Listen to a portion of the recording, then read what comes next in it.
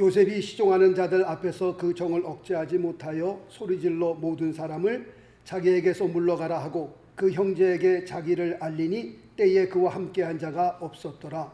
요셉이 방송되고 가니 애굽 사람에게 들리며 바로의 궁중에 들리더라. 요셉이 그 형들에게 이르되 나는 요셉이라. 내 아버지께서는 아직 살아 계시니까 형들이 그 앞에서 놀라서 능히 대답하지 못하는지라. 요셉이 형들에게 이르되 내게로 가까이 오소서. 그들이 가까이 가니 가로되 나는 당신들의 아우 요셉이니 당신들이 애굽의 판자라. 당신들이 나를 이곳에 팔았으므로 근심하지 마소서. 한탄하지 마소서. 하나님이 생명을 구원하시려고 나를 당신들 앞서 보내셨나이다. 이 땅에 2년 동안 흉년이 들었으나 아직 5년은 기경도 못하고 추수도 못할지라. 하나님이 큰 구원으로 당신들의 생명을 보존하고 당신들의 후손을 세상에 두시려고 나를 당신들 앞서 보내셨나니 그런즉 나를 이리로 보낸 자는 당신들이 아니요 하나님이시라. 하나님이 나로 바로의 아비를 삼으시며 그 온 집의 주를 삼으시며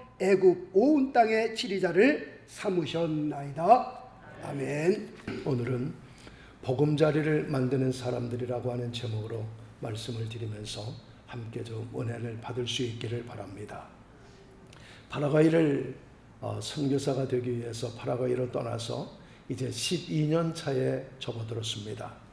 저하고 같이 신앙생활했던 그 아이들 중에 가장 오래된 아이가 10년째 저랑 이제 같이 있습니다. 그 아이가 7살 때 저를 만나서 함께 했었는데 그 7살 때 만난 아이가 이번 11월 달 다음 달에 이제 졸업을 하게 됩니다.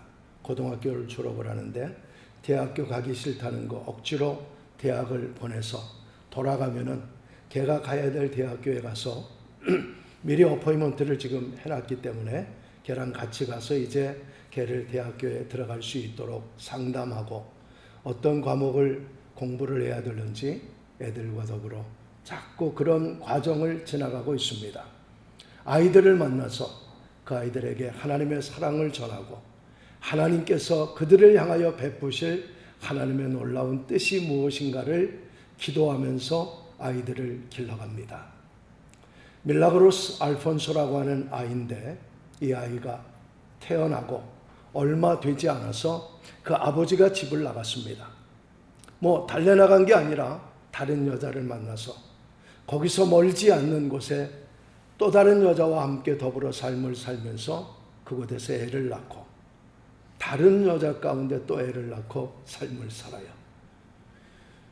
그 아이는 어릴 때부터 아버지라고 하는 보금자리가 없었습니다. 엄마하고 언니 하나 그리고 오빠 하나 동생 한 명 그렇게 살았는데 언니하고 오빠는 일찍 집을 떠나가서 동생과 엄마랑 같이 살고 있는데 저를 만났어요. 그래 함께 지금까지 신앙생활을 하는데 아버지 없이 삶을 쭉 살아왔습니다. 그 빈민촌에는 아버지 없이 살아가는 아이도 많고 대부분의 아이들이 아버지가 없이 삶을 삽니다. 혹은 어머니 아버지 없이 할머니 밑에서 자라가는 아이들도 있고 또는 숙모 밑에서 자라가는 아이들이 있습니다. 근데 숙모 밑에서 자라가는 아이들이 가장 불쌍한 것 같아요. 숙모는 같은 피부치가 아니니까 꼭 가정부처럼 부려가지고 교회 생활도 제대로 못하게 만들고 교회 나가려고 그러면 교회 못 가게 하고 일시킵니다. 가장 불쌍한 것 같아요.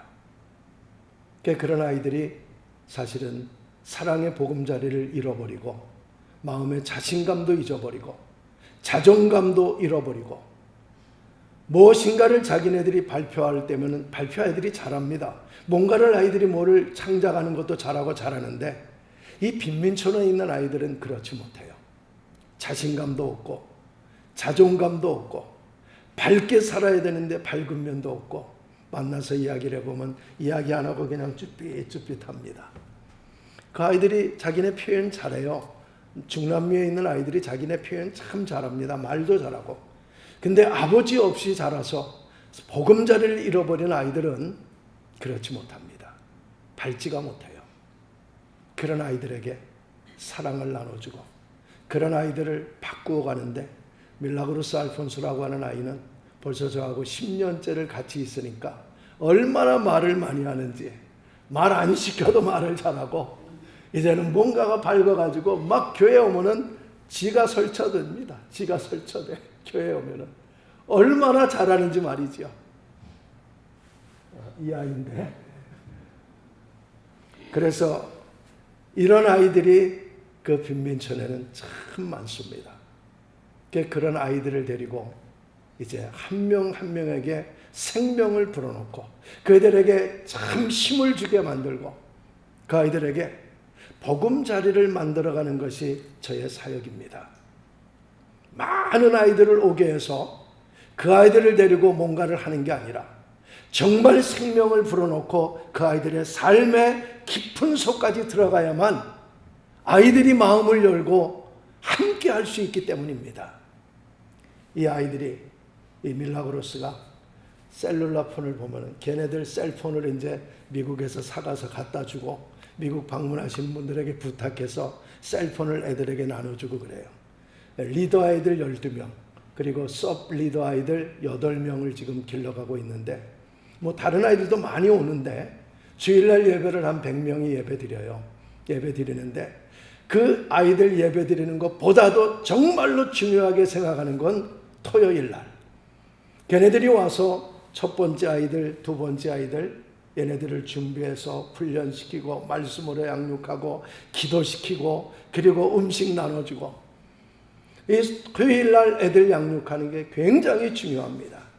이 밀라그로스 알폰소하고 몇 명 아이들은 자기네 셀폰에다가 제 이름 거기다 집어넣고 빠빠, 제 번호 집어넣고 빠빠라고 거기다가 적어놨어요. 아버지라는 거죠, 아버지. 자기네 육신의 아버지는 없지만 있어요. 아버지가 있는데 만나자 그래도 안 만납니다. 이미 자기를 버리고 떠났기 때문에 이 아이들이 이제 고등학생쯤 되니까 머리가 조금 깨이면서 자기네 진짜 아버지를 안 만나요. 시간이 가서 그 아버지들이 아이들이 보고 싶어서 연락이 오면 나는 아버지 없습니다. 내 아버지는 파스토리가 유일한 내 아버지입니다. 그래요. 10년쯤 지나니까 이제 아이들이 저를 향하여 때로는 아부엘로라고 그러고 할아버지라고 그러고 때로는 아버지라고 그럽니다. 지금도 이제 카톡 같은 걸 하면은 거기는 왓츠ap을 쓰는데 그걸 하면은 저한테 올라 빠빠 그래요. 그게 얼마나 가슴이 좋고 가슴이 얼마나 마음이 좋은지 다 주고 싶어요. 다 주고. 100명, 200명 아이들이 모이는 거는 간단합니다. 뭐 식료품 나눠주면 간단하게 모일 수 있어요. 뭐 나눠준다 그러면 그 아이들 전부 300명까지 모여봤습니다. 소용없더라고요. 300명이 모였는데 그 주일날 한 명도 안 왔어. 제가 그걸 보면서 야, 이건 나누는 게 중요한 게 아니고 한 명씩 붙잡아다가 생명을 나누는 게 중요하구나. 하나님 말씀을 나누는 게 중요하구나. 물론 그 아이들도 자주 만나서 아이들에게 같이 교제를 나눕니다. 영상 한번 안 봤네 진짜. 들을까요?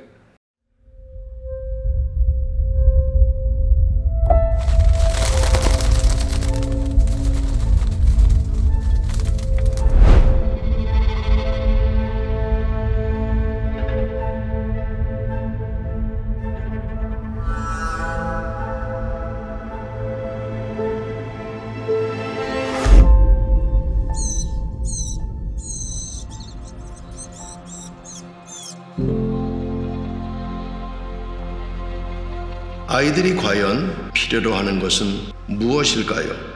전 항상 이 질문에 대해 하나님께 물어봅니다. 저는 그들을 어떤 모습으로 사랑해 줄 수 있을까요? 하나님께서는 어떤 마음으로 이들을 바라보시나요? 저는 하나님의 말씀에 잘 순종하고 있나요? 어떻게 우리 교회를 많은 아이들의 보금자리로 만들 수 있을까요?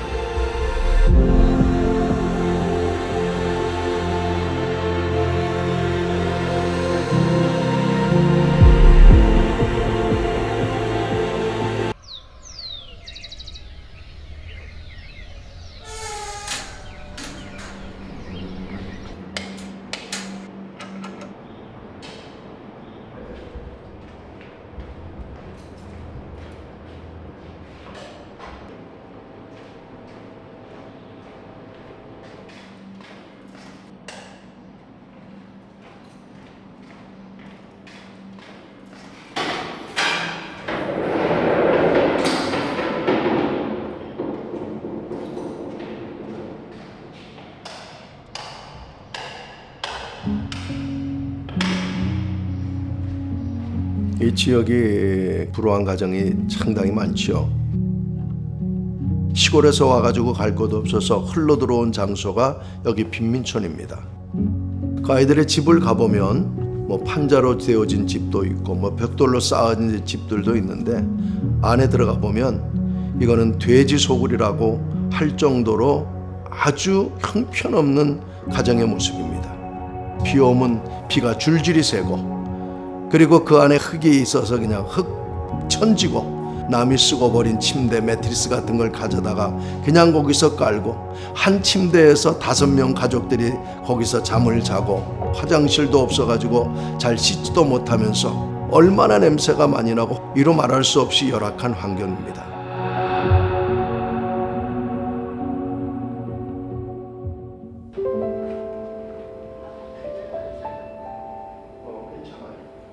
사실은 제가 초등학교 6학년 때에 저희 친어머님이 저희 집에서 나가셨습니다.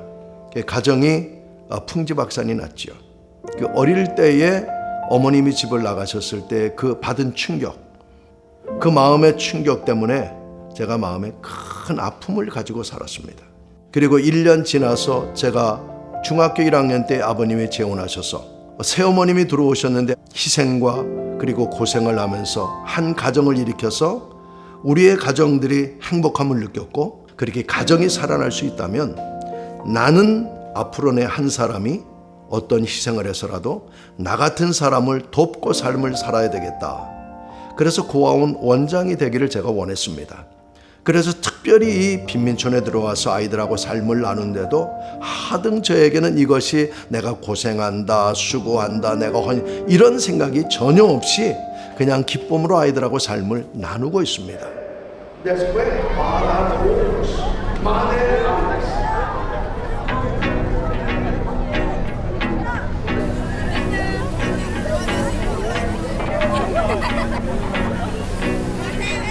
빈민촌에 있는 아이들이 썩 생활이 전부 다 힘들고 어려운데 1년에 적어도 한 4번, 5번은 아이들과 같이 식사를 버거킹에 가서 하는데 아이들이 거기 가서 햄버거 하나 먹는 것이 얼마나 꿈이고 그걸 좋아하는지 그거 볼 때마다 저는 행복합니다.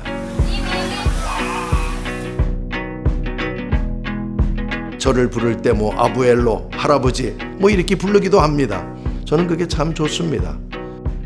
꼭 뭐 내가 선교사로 왔기 때문에 내가 복음을 전해야 된다 그게 아니라 아이들에게 그냥 사랑을 나누어 주고 그 아이들이 할아버지의 사랑을 느끼면서 그 느낌과 동시에 이게 하나님의 사랑을 내가 받는구나 이렇게 느꼈으면 참 좋겠다 그런 마음을 가지고 그냥 사역을 하고 있습니다.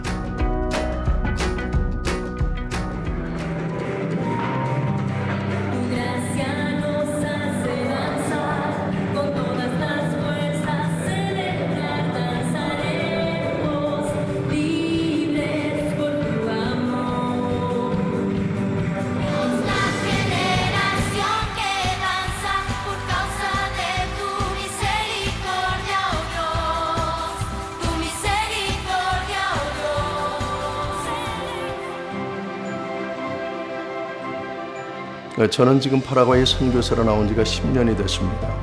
매해마다 선교의 전략과 계획을 짜고 있는데 5년 단위로 그걸 짜고 있습니다. 1차 5개년 계획은 이 나라를 배우고 이 나라를 알고 국민성을 아는 거에 배우기 위해서 애를 많이 썼고 두 번째 5년 계획은 여기에서 건축을 하고 아이들을 훈련시키고 그 아이들을 그리스도의 용사로 만들기 위해서 애들한테 포커스를 두고 지금까지 아이들을 길러왔습니다. 3차 5개년 계획에는 반드시 그 아이들과 함께 더불어 지내야만 됩니다.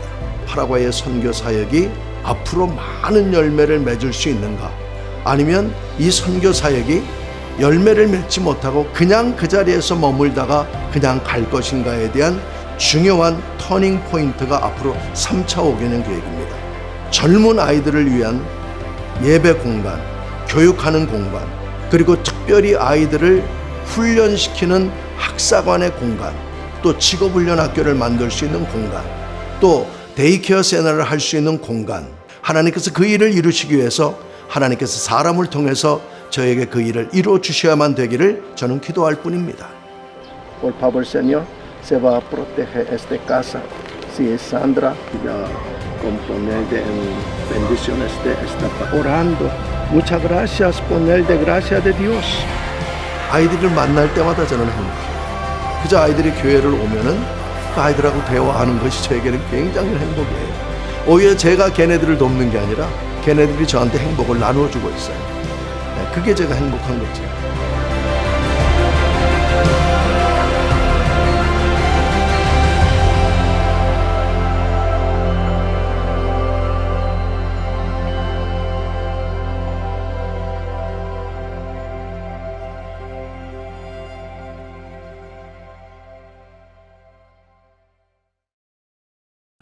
비록 빈민촌의 아이들이지만은 그 아이들이 아주 밝고 그리고 행복하게 바뀔 수 있다는 것을 영상을 보면은 아실 겁니다. 아이들이 이쁘지요. 아이들이 잘생겼습니다. 그런데 처음부터 저런 게 아니고 처음에 만났을 때는 참 꾀죄죄했습니다. 시간이 지나고 아이들에게 옷을 매해마다 한 2번씩 갈아입히고 그리고 그 아이들에게 특별히 이제 스텝 아이들은 리더 아이들은 유니폼을 입혀가지고 저도 유니폼을 입고 교회에서 지냅니다. 교회를 오면은 교회를 안 떠나려고 그래요.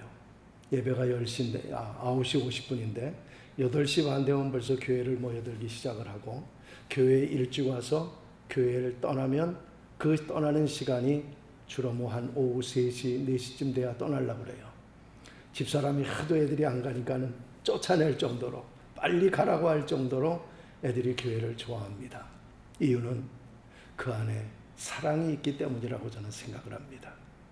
하나님의 사랑, 목사의 사랑, 또 우리가 함께 그렇게 사랑 가운데 교제를 나누는 그것 때문에 그 아이들이 교회가 좋아서 찾아옵니다.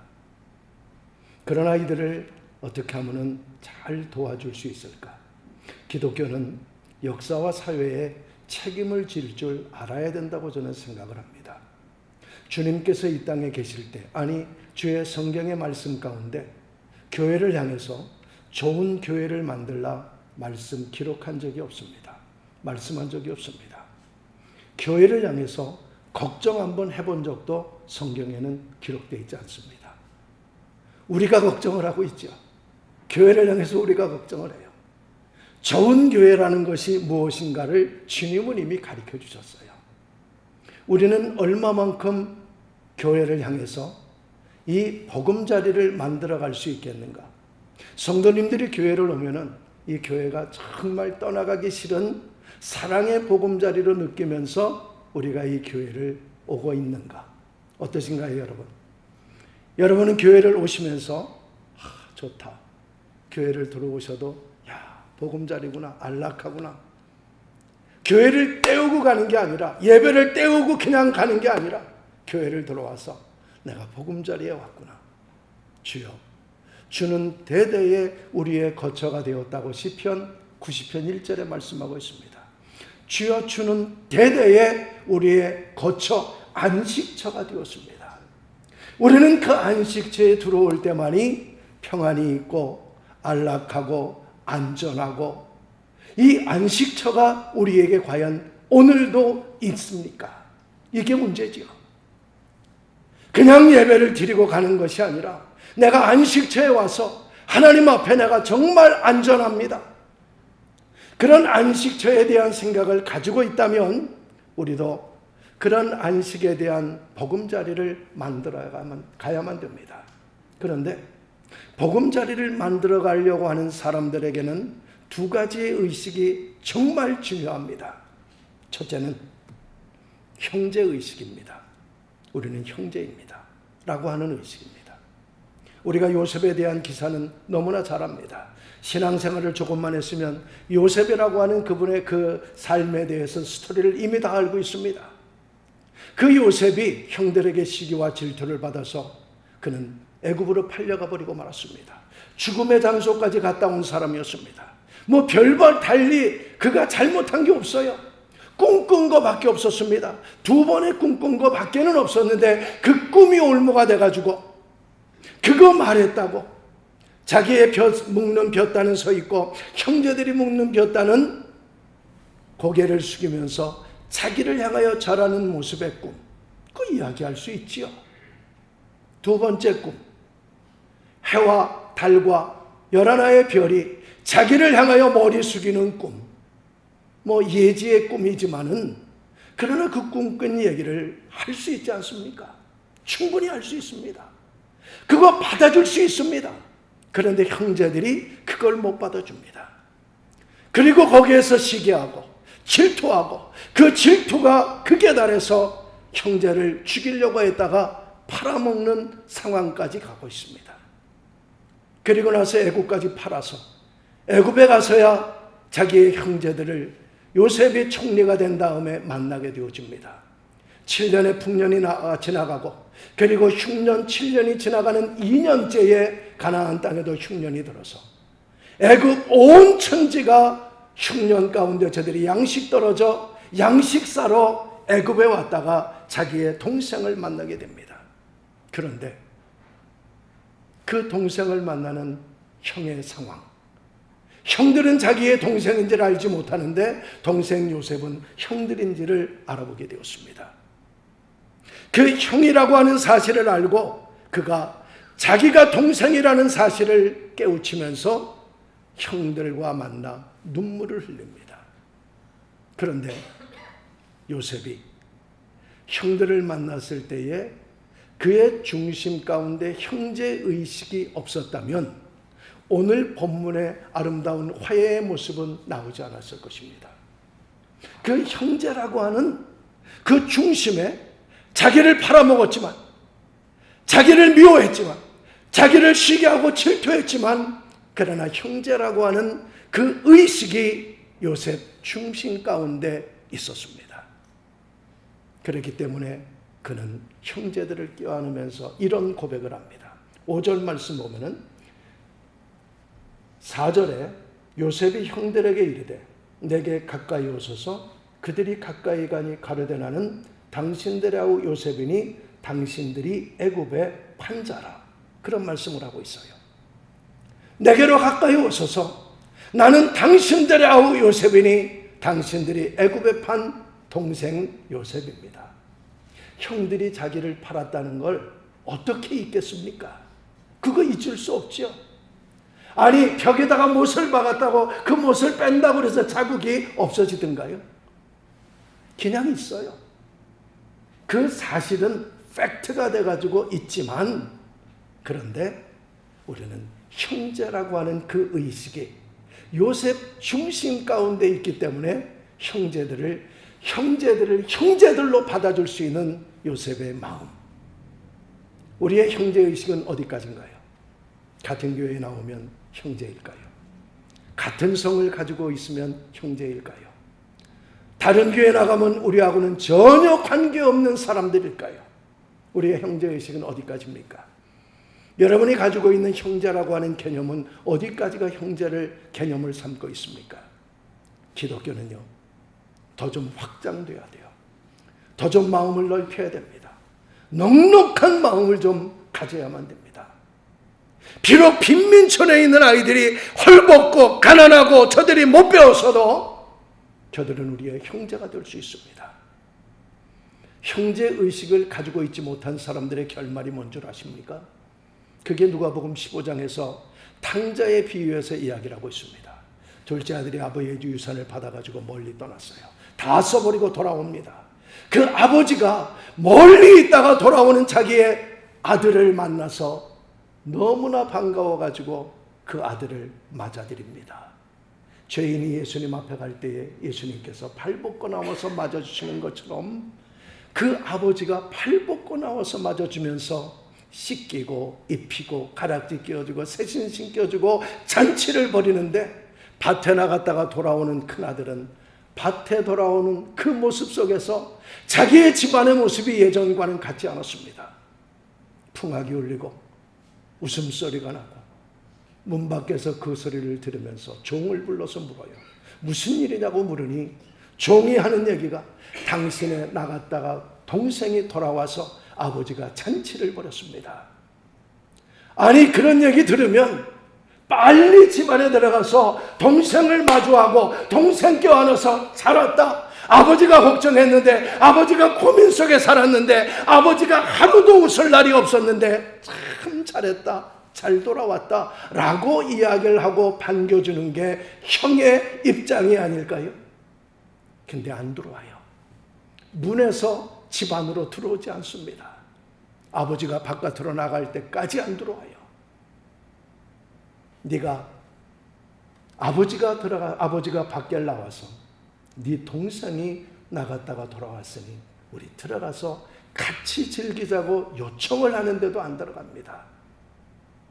아니 아버지, 나에게는 내 친구와 더불어 함께 먹을 수 있는 양 한 마리 잡아본 적 없는데 아버지 유산 쓰고 나갔다가 다 망해가지고 돌아온 자식을 그걸 좋다고 잔치를 벌이고 있습니까? 아버지의 아들이 돌아왔는데 잔치를 벌이고 있습니까? 그래요. 자기 동생이라고도 누가복음 15장에서는 이야기하지 않습니다. 아버지의 아들이 돌아왔다라고 하는 이야기를 맏아들이 하고 있어요. 근데 아버지는 뭐라고 얘기하냐면은 나갔다가 돌아온 네 동생이 돌아왔다라고 얘기를 합니다. 아버지는 네 동생이 돌아왔다라는 표현을 쓰는데 맏아들은 아버지의 아들이 돌아왔다라고 하는 표현을 쓰고 있어요. 아버지의 마음과 형제의 마음은 달랐습니다. 그 아들은 내내 들어오지 않았습니다. 바깥에서 이를 갈면서 들어오지 않았어요. 형제의 의식을 제대로 가지고 있지 못하면 아마 주님 오시는 날 바깥에서 이를 갈면서 아마 울고 있을런지도 모르겠습니다. 사랑하는 여러분, 선교학에서는 독특한 개념 하나가 있어요. 그 개념이 뭐냐면은 potential brotherhood, 가능성의 형제의식이라는 이야기입니다. 가능성의 형제의식. 이게 비록 교회 바깥에 있는 사람들, 예수 그리스도를 모르는 사람들은 분명 성경은 외인이라고 그랬습니다. 하나님 바깥에 있기 때문에 저들은 주님과 관계없는 사람입니다. 그럼에도 불구하고 저들이 예수 그리스도를 구주와 주님으로 모셔드리면 그들도 장래에 우리의 형제가 될 수 있다는 생각을 가지고 potential brotherhood, 가능성의 형제의식이라고 하는 단어를 씁니다. 몰라요. 주님 오시기까지는 저들이 우리의 형제가 될런지 영원히 형제가 안 될런지 우리는 알 수 없습니다. 그럼에도 불구하고 지금은 비록 저들이 예수 그리스도 바깥에 있지만 저들을 향하여 형제의식으로 다가가라는 겁니다. 그래야만 선교가 되고 그래야만 전도가 되고 그래야만 영혼도 건질 수 있으니까요. 그들도 동일하게 우리들처럼 예수 그리스도를 구주와 주님으로 모셔드리고 그분을 향하여 찬송할 수 있다면 그들도 우리의 형제가 될 수 있잖아요. 그들도 우리의 같은 가족이 될 수 있습니다. 아직 주님이 오시기 전까지는 말이지요. 그런 의식을 가지고 내 신앙의 삶을 살아가고 있습니까? 빈민촌에 있는 사람들이 정말 냄새가 납니다. 씻지 않아서요. 겨울철에는 더더욱 씻지 못하니까 정말로 냄새가 많이 납니다. 또 수요일 날 오면은 냄새가 나고 올 때마다 다 안아주고 그 아이들을 다 포옹해 줍니다. 그러면 진동합니다. 예배 시간이 끝나면 예배 시간부터가 진동을 해요. 냄새가 진동, 예배당 안이 냄새가 진동을 합니다. 그러면 이제 교인들이 빠져나가면 팬 틀어놓고 에어컨디션도 막 틀어놓고 공기 정화를 시키는데 냄새가 배 있어요, 아주. 그럼 뭐 어떡합니까? 그거 냄새가 밴 거. 예배 끝나고 가면은 그냥 예배당 안을 쓸면은 부삽으로, 그 삽으로 하나씩 모래가 나옵니다. 뭐 그냥 슬리퍼 신고 뭐 모래 있는데 걸어서 왔으니까 당연히 모래가, 이거 1년 모으면 제가 건축하겠다는 생각을 아이들에게 해요. 이런 모래를 1년만 모으면 이거 건축도 한번 할 수 있겠다. 아이들이 씻질 않아요. 야, 제발 좀 씻고 와라. 그러면 수요일 날 와가지고 그래요. 파스토, 자기 머리 씻고 왔다는 게 목욕하고 왔다는 거예요. 머리가 다 젖은 채로 그냥 오고 있어요. 그런 아이들을 안아주면서 잘했다. 수요일 날마다 손톱 검사해가지고 시커먼 야 이거 좀 깎아라 얘기해 주지요. 손잡아 주는 거예요. 하나 손잡아 줍니다. 오랜 시간이 필요해요. 오랜 시간이. 이런 아이들이 지금 이제 10년째 교제를 나누면서 그 아이들이 우리의 형제니까 저 아이들도 주님 섬기면 우리의 형제가 될 수 있고 하나님의 자녀가 될 수 있으니까 그 아이들을 눈물을 흘려가면서 형제의식 속의 삶을 살고 있습니다. 사랑하는 여러분, 사랑하는 자, 곧 그 뜻대로 부르심을 입은 자들에게는 모든 것이 합력하여 선을 이루는데 그 아이들도 예수 그리스도를 믿으면 하나님의 자녀가 된다는 사실을 기억하고 그들도 하나님의 사람으로 대우를 해줄 수 있는 것이 우리의 마음이 되어야 될 줄 믿습니다. 찾아가세요. 뭐 민주저지라고 다를 바 있습니까? 교회 안 나오면 찾아가고 한 번 해서 안 되면 2번 찾아가고 형제의 사랑을 나누면 거기에 감복해서 올 수 있습니다. 거기에 감복해야 돼요. 예수의 사랑에 감복하기 전에 인간 사랑에 감복하는 사람이 돼야만 됩니다. 2번째는요. 하나님의 섭리의식이 우리에게는 있어야 됩니다. 하나님의 섭리의식. 정말 사랑의 보금자리를 교회에다가 만들려면 정말 우리의 선교 지역이 사랑의 보금자리가 되려면 우리는 하나님의 섭리라는 사실을 자각해야만 됩니다. 하나님의 섭리입니다. 하나님이 이렇게 하셨습니다. 하나님께서 인도해 주셨습니다. 여러분 5절과 그리고 7절 보시면 이런 고백을 하고 있어요. 요셉이 하는 얘기인데 당신들이 나를 이곳에 팔았으므로 근심하지 마소서, 한탄하지 마소서. 하나님의 생명을 구원하시려고 나를 당신들 앞서 보내셨나이다. 7절에 하나님의 큰 구원으로 당신들의 생명을 보존하고 당신들의 후손을 세상에 두시려고 나를 당신들 앞서 보내셨나니 그런즉 나를 이리로 보낸 자는 당신들이 아니요 하나님이시라.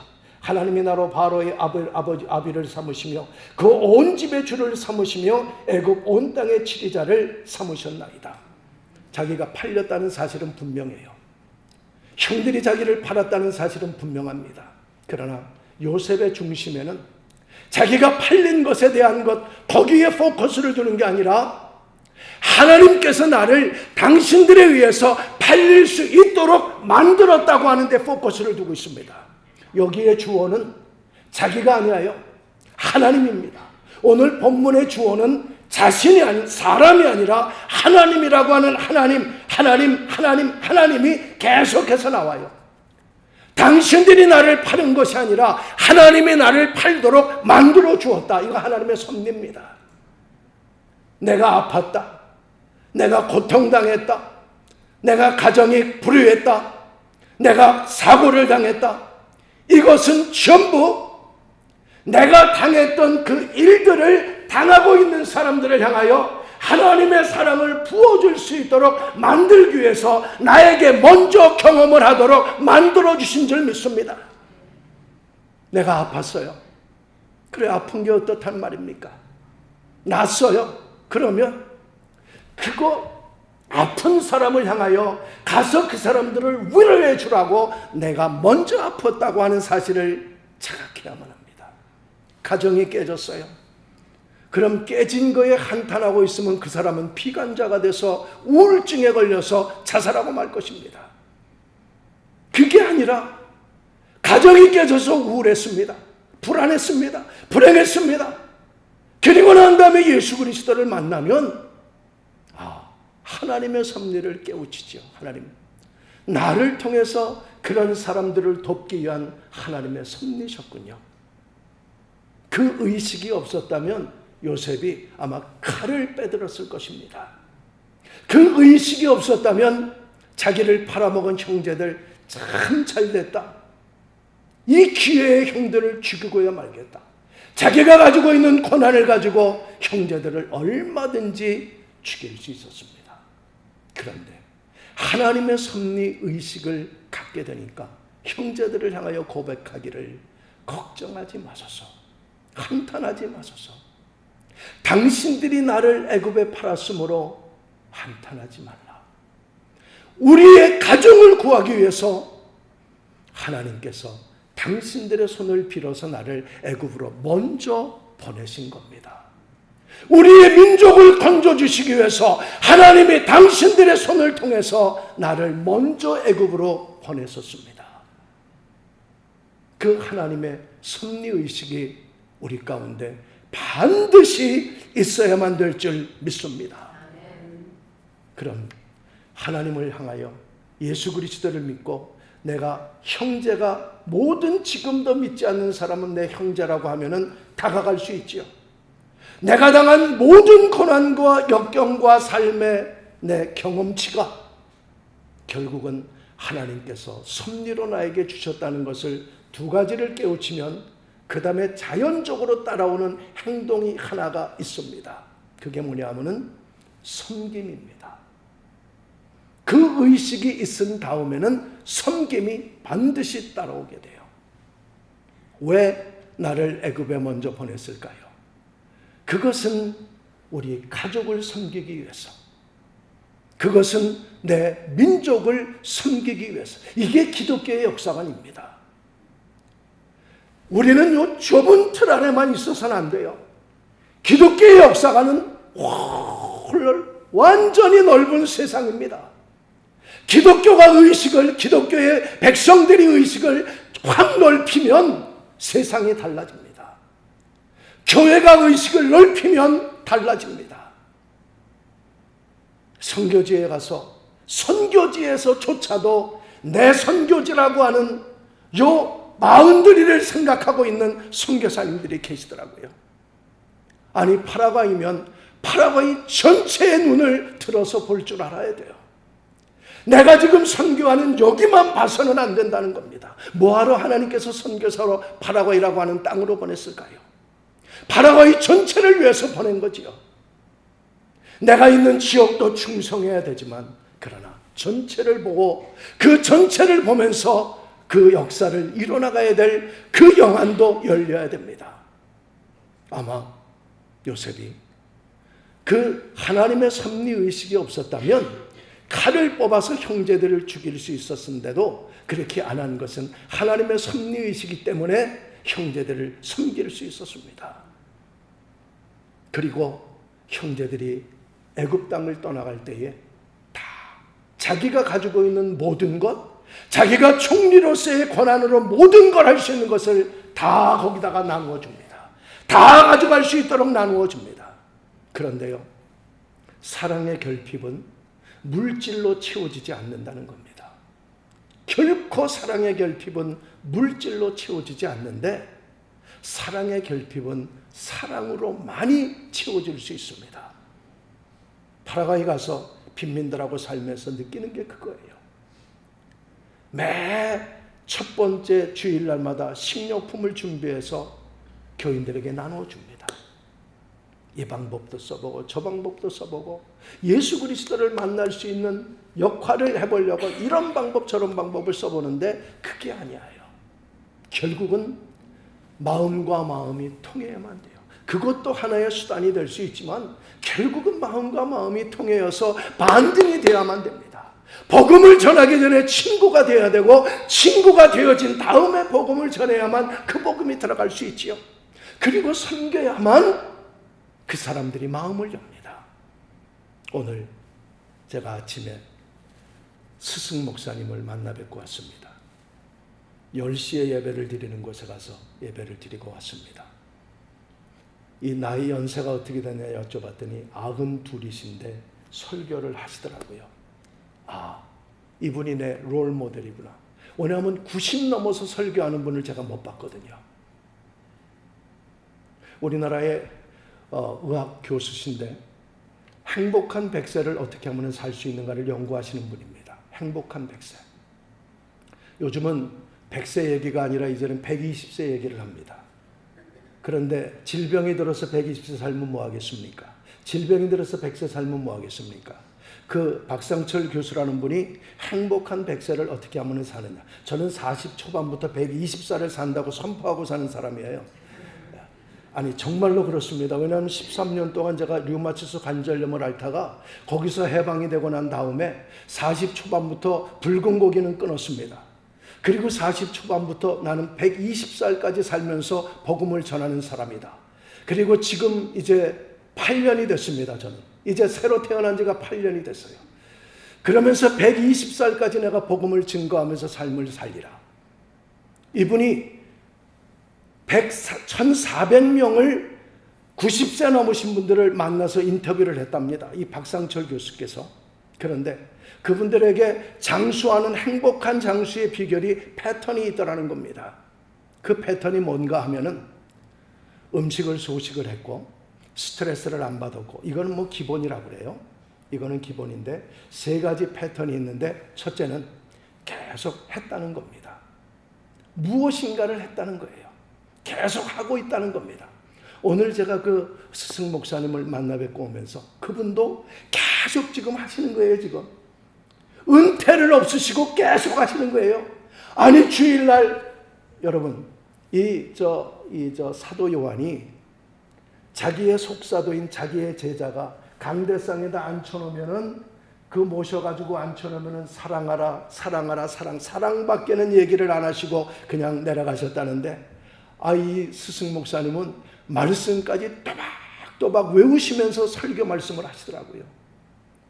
92세신데 제가 그걸 보면서 제 롤 모델이다. 지금도 선교지를 나가신대요. 그분 교회는 헌금을 한 푼도 다른 데 안 쓰고 거기서 지금 그 사역하시는 모든 분들은 다 발런티어래요. 한 푼도 안 쓰시고 다 선교지로 보내신다는 거예요.